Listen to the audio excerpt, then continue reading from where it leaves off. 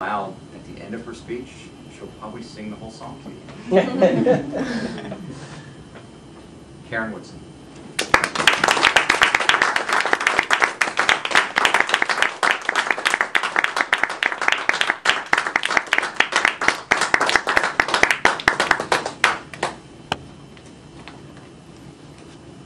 Thank you, Mr. Toastmaster, fellow Toastmasters, and guests. Today I'll be speaking about a woman's dictionary. Men, you may just want to take notes. Women, you already know. And don't try to deny that you don't use these things, because you really know you do. The first word or phrase, the first word I'll come to, there will be a few phrases, is fine. Well, things are not fine. And women use this usually to end an argument. That's because we're right and you really should shut up. The second thing we love to say is 5 minutes. Well, if we're getting ready, you need to give us at least a half hour. And don't ask us, how much longer are you going to be? Because that only adds to the time. If we are done, we're going to just wait a little bit longer just to make you a little bit madder. 5 minutes is only 5 minutes. When you've been given 5 minutes to do something around the house, and you say, oh, 5 minutes? Well, it's 5 minutes on the watch, not on the game clock.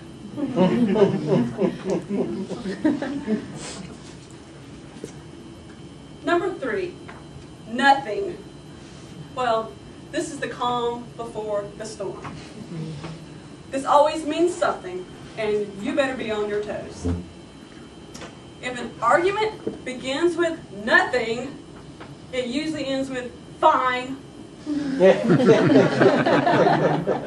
Number 4, go ahead.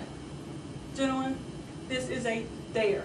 This is by no means permission to do whatever you ask to do, so my advice to you is don't do it. Number 5. It's not a word, but it's nonverbal communication. It's often misunderstood by men. A loud sigh means she thinks that you are an idiot, and she wonders why she is wasting her time arguing with you over nothing. Number 6, that's okay. That could be iffy. As long as she says it's see-songy, you're pretty much good to go. But if she says, that's okay, that is one of the most dangerous things a woman can say. That's okay means she is going to think long and hard before she decides how and when you're going to pay. Number 7, thanks. A woman is thanking you. Don't question or faint. Just say you're welcome and go about your business. I do want to add a clause here. If she says, thanks a lot, that is pure sarcasm. Don't say you're welcome. That will bring on whatever. Which brings us to number 8, whatever. This is the verbal equivalent to flipping you the bird. I could delineate this, but it could be caused this to be banned on YouTube.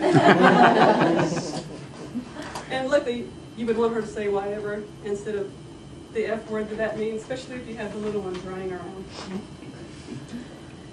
Number 9, don't worry about it, I got it. Another dangerous statement.